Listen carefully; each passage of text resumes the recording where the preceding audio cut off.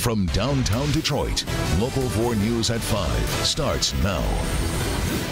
It's a race against time. Rescuers in Mexico City desperately searching for signs of life in the rubble. And the Illiches snap up land around a critical Detroit homeless shelter. We'll show you why the people who run it say this is only helping their cause. But first, a Macomb County teacher charged with taking the school's homecoming fund and gambling it away at the casino. What a story. And we aren't talking about a small amount here either. It is thousands that have gone missing. Dakota High School Spanish teacher Lydia Johnson arraigned today on those charges. Jason Colthorpe following the story. The amount of money is staggering in this case, Jason.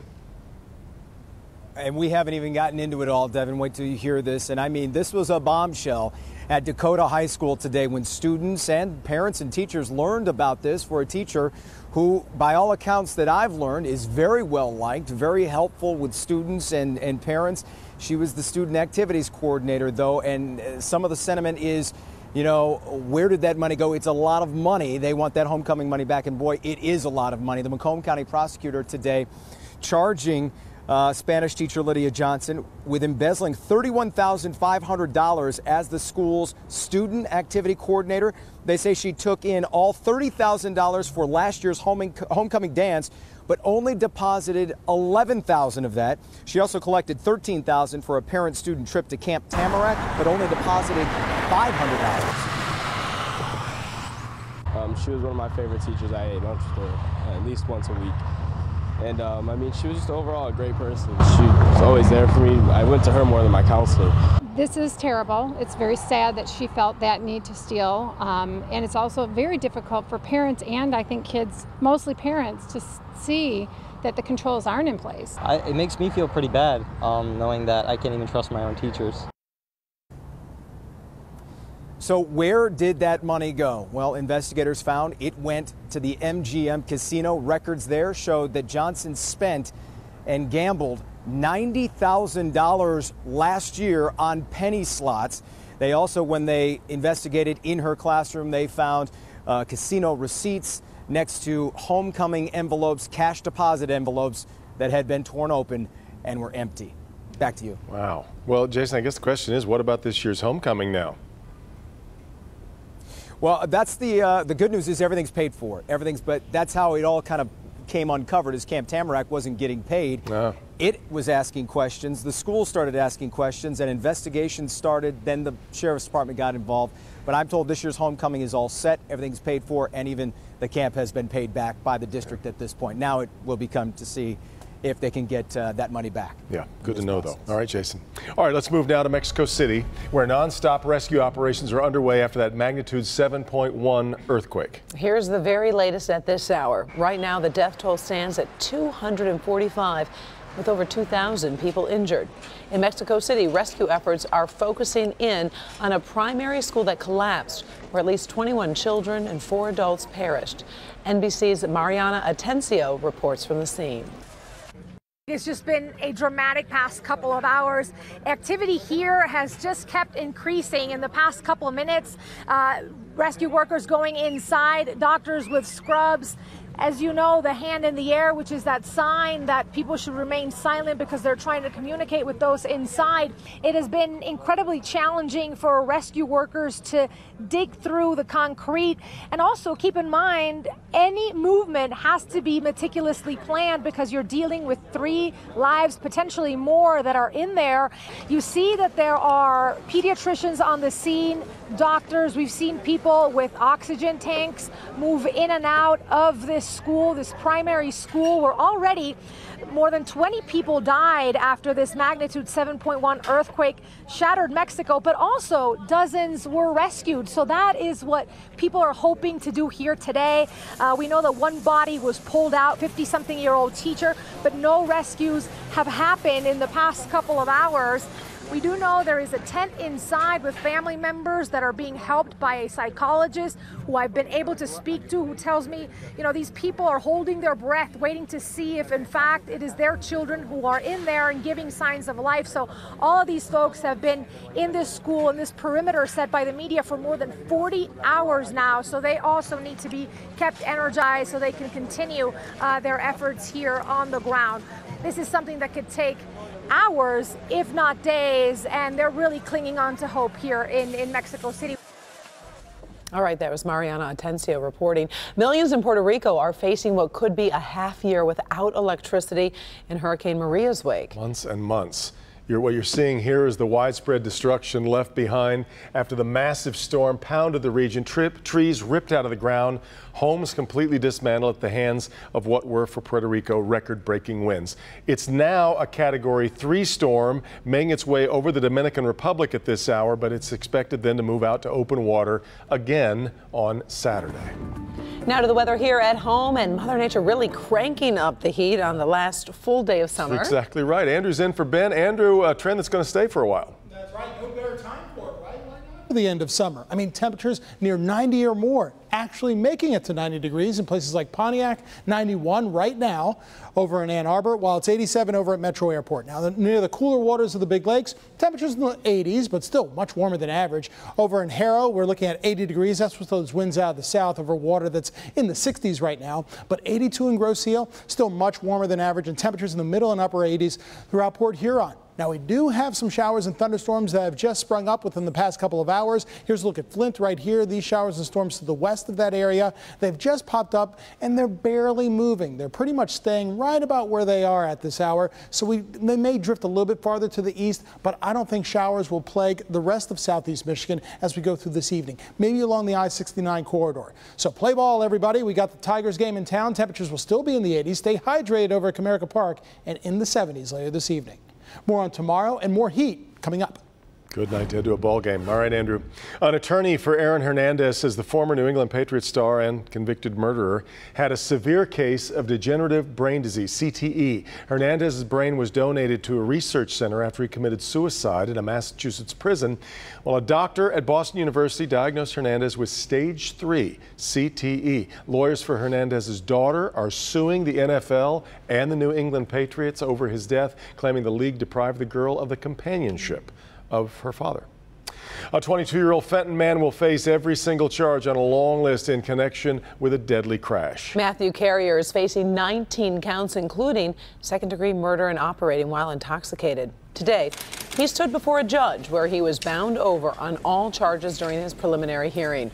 That crash happened back in May along M59 in Osceola Township. 5 people were killed, 3 were critically injured. Mark it up as another loss for Bob Bashara as he continues to try and overturn his conviction for murdering his wife. Bashara was sentenced to life back in 2015 after his conviction in plotting to have his wife killed in 2012. Bashara appealed his convictions and sentence, saying he wasn't given a fair trial. The Michigan Appeals Court ruled the case is straightforward and that transcripts present his defense was advocated for in his trial.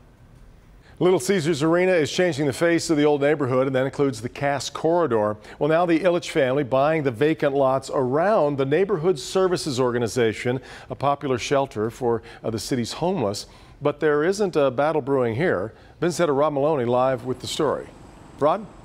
Devin, I'm over here on the east side, believe it or not, and this is the corner of Elmwood and Mack, the former 7th precinct for the Detroit Police Department, and it is here that the National Service Organization intends to build a much larger, much better homeless shelter to take care of the needs of the people who have been living and spending much of their time over there on 3rd. The Cass Corridor long hosted Detroit's poorest of the poor. The National Service Organization's Tumaini Center is the gathering spot for the homeless, drug-addicted, and otherwise needy residents. It owns the building and the parking lot. Yet over the past few weeks, fences have gone up around vacant lots near the center, leaving many to wonder who did it and why the NSO is allowing it. Well, it turns out the NSO didn't own the property. And the Illich organization has been buying up some of the lots because it's going to be developing the area just a few blocks from Little Caesars Arena. The city owns several other of these lots. But NSO CEO Sheila Clay says this is not a case of gentrification. We're not being forced out. This is really Illich Holdings and the City of Detroit are partners with us to make this happen, but we're not being forced out. We need more space. We need a larger facility to provide the services we're trying to provide. Much like the NSO did by building the largest homeless center in the state at the Bell Building by the Davison and Lodge area, it will do so again. That will vastly improve conditions here. This is going to force people into the building. It's also going to bring the consumers who need to be moved out of homelessness into the building where we can provide services to them to actually move them into housing. The fenced-in area on the center's south side will become the outdoor gathering spot for clients while they await their new facility. Now, you're looking at Gratiot, Elmwood, and Mack. That's sort of the intersection here where we are right now. And the intent is to build 40 apartments for the low-income people. Also, 50 to 60 cots or actually beds for the homeless to sleep on. They expect it's going to cost about $20 million. They think they can get some government help, but they're certainly going to be looking for community help to make all of this happen. And the goal is to have it up here and running by 2019. Back to you. And Rod, what is the Illich organization saying about this new development? Well, you know, the Illich organization is quietly saying, look, they're looking to develop that area, but they're also working in cooperation with the NSO to try and make all of the things happen so that everybody walks away with a win-win. Interesting. All right, Rod. We've got a lot more coming up here at 5 o'clock. Sean? Local 4, we first brought you this story of a couple of guys driving around Detroit firing paintball pellets at road crews. Well, tonight there is a big break in this case. An economic blow to North Korea. President Trump issuing tough new sanctions against the rogue regime. The question now, will they work this time? All right, Blaine, but first, from hope to loss, a tragedy compounded and a family left shattered. Next at 5. New at 6. It's every business owner's worst fear, and it keeps happening to this local store. New at 6, the incredible lengths thieves are going to breaking in and stealing clothing. Also, more than a year has passed since the rape of a flight attendant at a hotel near Metro Airport. Now, after one mistrial, a jury has reached a verdict on the man seen in the surveillance video shortly before the attack. Lifelyn, the baby of the mother who died as a result of giving birth instead of receiving cancer treatment, has also died. On September 6th, Carrie Declan was unconscious and gravely ill. She gave birth at 24 weeks to a 1-pound, 6-ounce baby. She named her Life. A day later, doctors removed Declan's feeding and breathing tubes, and she died on September 9th. Today, family announced little Lifelyn lost her own battle. Well, today, President Trump dealt an economic blow to North Korea with a new sanctions stopping the United States from doing business with anyone who trades with North Korea. The toughest sanctions yet, aimed at getting North Korea to stop its nuclear weapons program. Blaine Alexander is at the White House with more. Blaine. Well, Devin, there is a big difference between this and previous sanctions. China is now on board. That is North Korea's largest trading partner, now applying new pressure for the regime to get in line. Today, President Trump hitting North Korea with severe new sanctions and issuing an ultimatum to the world. If you do business with Kim Jong-un, the U.S. will not do business with you. It is unacceptable that others financially support this criminal rogue regime. Sitting with the leaders of South Korea and Japan, the president announcing an executive order that cuts off any country that gets its goods or labor from North Korea. Tolerance for this disgraceful practice must end now. And this time, even China signed on after President Trump spent months calling for the country to help pressure its close ally. That was a somewhat unexpected move, and we appreciate it. Another stab at diplomacy from a president who, in the past, said sanctions with North Korea would not work, and on the heels of this direct military threat. But if it is forced to defend itself or its allies, we will have no choice but to totally destroy North Korea. Now, instead of a military strike, dealing a blow to North Korea's already wavering economy. I think this is geared mainly toward getting the North Koreans to the table, Forcing North Korea to choose between saving its nuclear program or saving its economy. And just last week, the U.S. said that it was running out of diplomatic options when it comes to North Korea, and if necessary, would have no problem turning things over to the Pentagon to develop its own plan. At the White House, Blaine Alexander, Local 4. All right, Blaine, in 2016 election news, Facebook today says they will provide Congress with the contents of 3,000 ads bought by a Russian agency leading up to the election. The move comes as the company has faced growing pressure from members of Congress to release the content of those ads. And time to talk the weather. Andrew's here. I have to say it was a little sticky at recess duty today. Yes, indeed it was. Recess. Sweaty little kids. Sweaty kids and sweaty moms. It's not usually the way we describe September. Exactly right. I mean, much warmer, much hotter than average out there. And this average, more than average hot weather stays with us as we go through the weekend. Out there right now, we're looking at temperatures that are still soaring in the upper 80s. But with that added humidity, as Karen and Devin were talking about, comes the risk of thunderstorms. And we've got some popping up. Now, not much here in Detroit, throughout most of southeast Michigan, except here in Genesee County and now across central Michigan as well. These are slowly drifting off to the off to the east. You can see a little development here in the northeast quarter right around Fowlerville for our friends and neighbors over in northwest Livingston County. So just some isolated or garden variety shower or thunderstorm activity is possible as we go from now through the next couple of hours. Sunset is at 7:30, so from now until about 8 p.m., mainly north of Detroit along that I-69 corridor. 87 degrees currently over at the airport after high temperatures that made it around 88 to 89 degrees. And Jose and Maria are still out there. Maria now increased to a Category 3 storm. Remember, we talked about that yesterday. It's still going over the very warm waters of the Atlantic. Water temperatures in the mid-80s, so that's adding fuel to that storm. That's why it's intensified. But it looks like it still may stay away from the east coast of the United States, thanks in part to Jose with that counterclockwise motion around it. Let's focus closer to home, shall we? 92 still for our friends in Ferndale. 91 over in Ann Arbor. Same temperature as about an hour ago, and it remains hot, remains a bit steamy as we go through this afternoon, so stay hydrated for your afternoon and evening activities. Right now, winds are generally out of the south, and it will blow more hot air in our direction. I mean, it made it up to 94 for our friends in Chicago. Indianapolis at 90 degrees, down in Columbus, 89 degrees, and dew points in the 60s and low 70s. Almost tropical air is what it feels like. Dew points even in the upper 60s in Alpena. So we may see an isolated shower or thunderstorm again tomorrow afternoon around this time. So grab your umbrellas tomorrow morning in case you know you're going to be out all day, in case you need them later in the afternoon. But remaining hot and sticky, if you will, as we go over the next 24 hours, even into this weekend. So to recap, still remaining warm as we go through this evening, 80s, 70s, and then 60s overnight. Isolated showers for this evening up until about 8, 9 o'clock in the evening, mainly north of 8 Mile and north of Hall Road.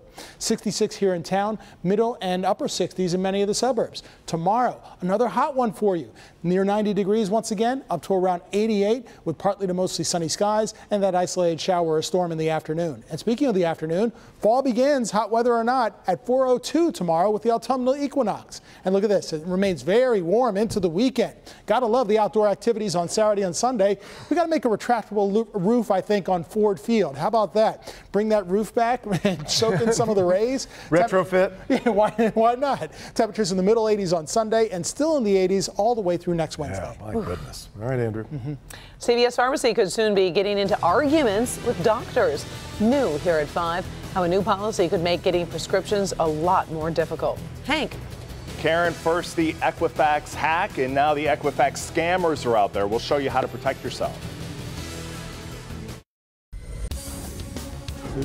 The Equifax hack affected more than 4 million people here in Michigan alone, and now scammers are working to take advantage of those whose personal information was compromised. Our consumer investigator Hank Winchester is tracking these new developments, and these scammers are also working to steal more information as well. They are, and the FBI has tracked calls made here to Michigan and already all across the country. That Equifax hack has many of you concerned, and now there's a new development and a new reason to be worried. The Equifax hack was huge, affecting half the country, and like anything this significant, it captures the attention of scammers looking to make their move. If someone is calling you asking for any personal information, do not give it out. what you can always do is you can call back to that company, not with the number that that person gives you on the phone, but you can go to that company's website and call them directly. We've learned these scammers are now calling people claiming to be affiliated with Equifax and then asking you for your personal information, your name, social security number, birth date. Here's what you need to know. No one from Equifax will call you on the phone, and you should never give out that personal information over the phone unless you know and trust the caller. Also, beware of any suspicious emails regarding this hack. We're telling both individuals and business owners, if you get an email that looks even remotely suspicious, that you contact that company via telephone through their contact us, through their website, through a number that you know that is legitimate. This is one of the first scams linked to the Equifax hack, but it won't be the last. And if you still haven't checked to see if you've been affected, head to EquifaxSecurity2017.com. That is a safe, secure site with valuable information. And we know a lot of you still have questions about the hack, so we put everything you need to know on the Help Me Hank page at clickondetroit.com. We were just talking about this during that story, but the easiest thing people should be doing is locking their credit, but there's such a long delay right now trying to get in touch with the credit bureau. Yes. So you can't do it online anymore. You can't do it online. You have to initiate with a phone call, so it could be a while, but it's a good thing And the to whole do. time last you heard was 4 hours, right? Yeah, wait time. So pack patience along with it, but important to do. More to come in just a minute. New at 5:30. New questions in the Flint water crisis. The state's chief health official charged with manslaughter in the Legionnaire's outbreak wants the charges against him thrown out. With temps approaching the 90s, we're doing everything we can to beat the heat and just enjoy these last dog days of summer. We'll hit the park coming up. Only on Local 4, these guys thought they were going to get away with it, firing paintball pellets at work crews, but now there's a big break in this case, and I'll share it with you. They were terrorizing a Detroit neighborhood, driving around shooting people with paintballs, but there are new developments tonight. Topping our news at 5:30, after our report aired back in June, the road crew that was targeted in that attack that you saw went to the police. And that's when all the pieces really started falling into place for police. Sean Lay broke the story. He joins us now live. And Sean, we have arrests and we also now have charges. Let's talk about those charges. Big time felony charges for two guys who thought it was absolutely hilarious to go on Facebook Live and broadcast, laugh it up while shooting paintballs at road crews.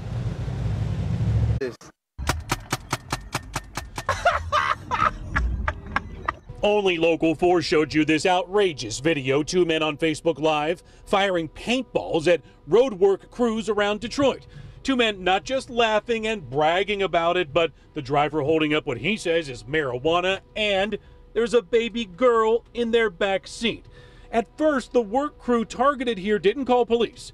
After they saw our report on Local 4, they had a change of heart. They wanted these two off the streets, and they came forward. So that assistance provided by the news and getting that out to the public caused those victims to come forward.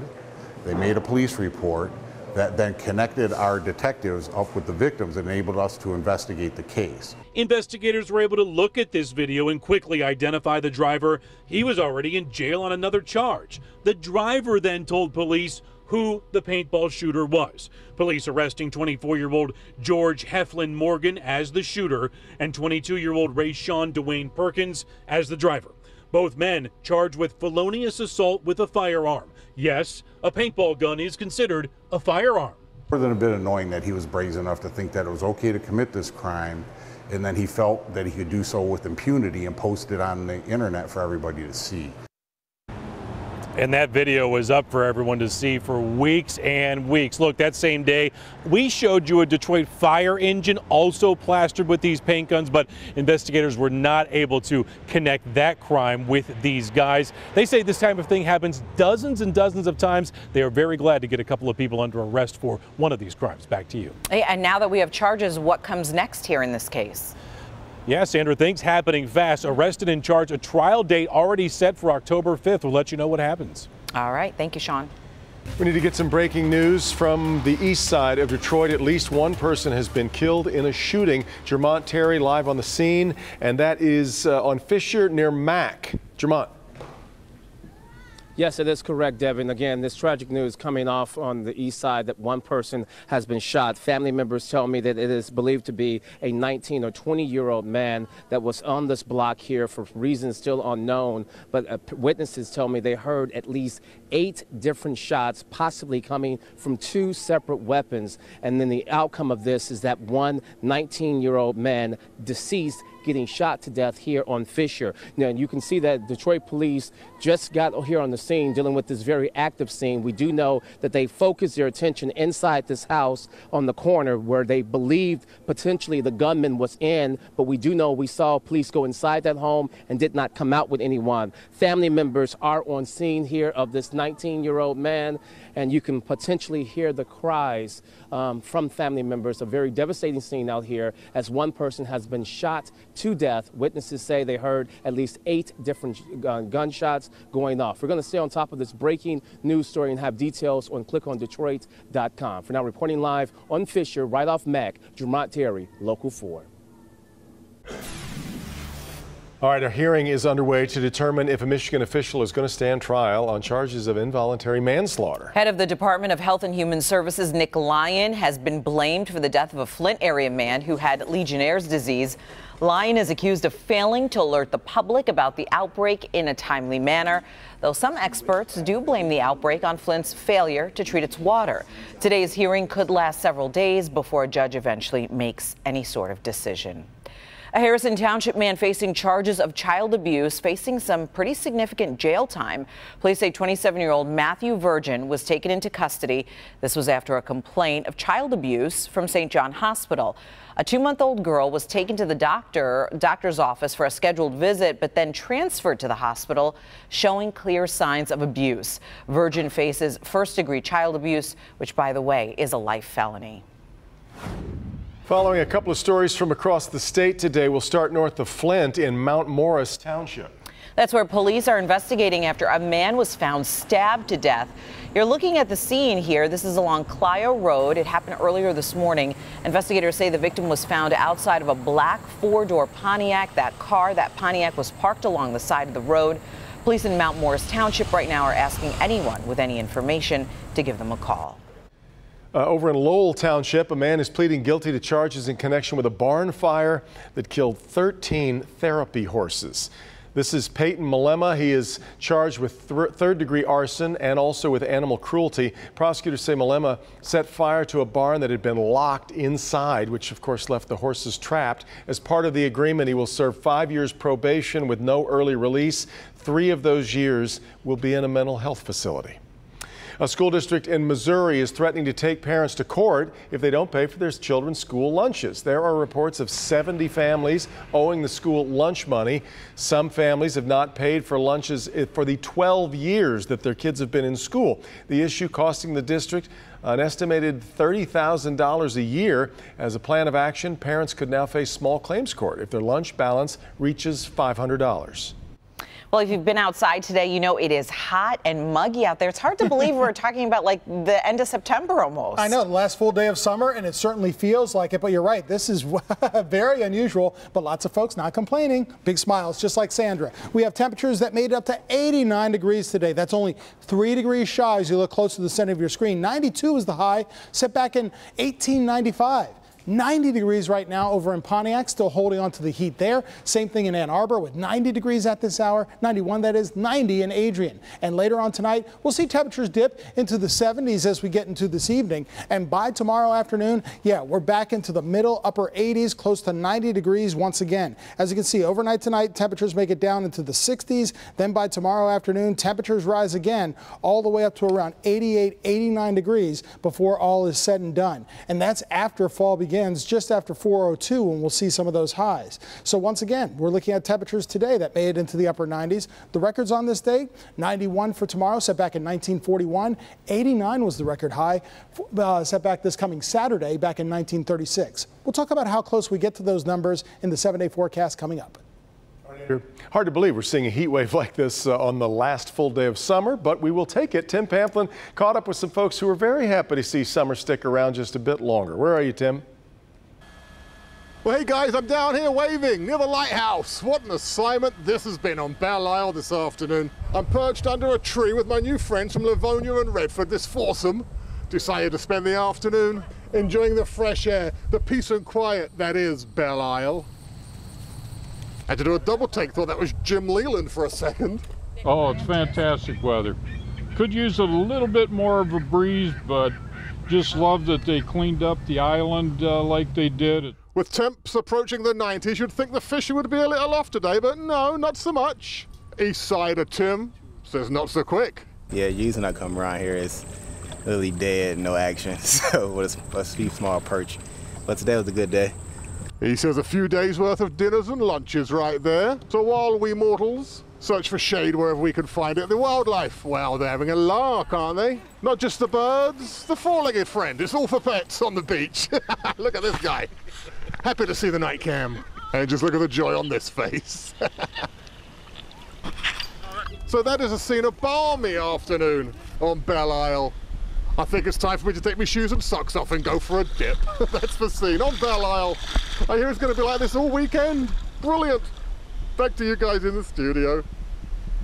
Camera on the shoreline. Tim. I love that. What a great assignment today, right? Lucky. Today especially. Yeah, it's the unwritten rule of college. Study hard, party harder. You've heard that. Well, maybe that should change. Coming up new here at 5:30, the surprising results of a brand new study that may have students passing on the booze. Our favorite show is finally returning to NBC, so we are getting you ready for This Is Us. Sometimes in marriage, someone has to be the one to push to make the big moves. The first season left us with so many cliffhangers. What's the state of Jack and Rebecca's marriage? Will we finally find out how Jack died? An inside look at the return of This Is Us. All right, Nick, but first, a sick prank sends parents scrambling to their children's school, fearing the absolute worst. It's next. CNL War. New at 6. One of the city's oldest companies ready to have a fall festival, and it needed a bounce house. So it made a call to a local company, but was turned down flat. I was told that they don't service Detroit, and that was the end of our conversation. We'll tell you what this company actually put in writing for its reasoning. Plus, if your eye doctor only knew the bad habits so many contact lens wearers have despite all of your doctor's warnings. Police in Alabama are saying that a prank is all to blame for a school shooting scare. Dozens of officers were moved quickly to Williams School in Huntsville on Monday, initially believing they were dealing with an active shooter. Emotions, of course, running high as parents and students gathered outside the school as officers went room to room, finding nothing. This false shooting report makes 2 in the last 3 months for Huntsville police. It's the show that's captivated the nation. Our marriage wasn't perfect, it's true. But none are. And your father wasn't perfect either. But he was pretty damn close. In exactly 5 days, many of us and many of you will be glued to your TV watching the season premiere of This Is Us. NBC's drama has become the most watched and most talked about show on the network, mainly because of its authenticity. And this year it earned 11 Emmy nominations, and now the season 2 premiere is set for Tuesday. With so many cliffhangers, so many unanswered questions in the first season, Nick Monticelli gets us ready for the tear-jerking episodes to come. I think you hit the nail on the head there. This is real TV, not reality TV. And it means even more to me. I'm adopted, so a lot of the storylines really strike some very personal chords. But how is this show so successful with its authenticity? And for you big fans, will we finally get some answers in season 2? Just breathe. The first season of This Is Us was an emotional roller coaster. We laughed, we rejoiced, we cried, and we cried again. But what is it about This Is Us that gets us?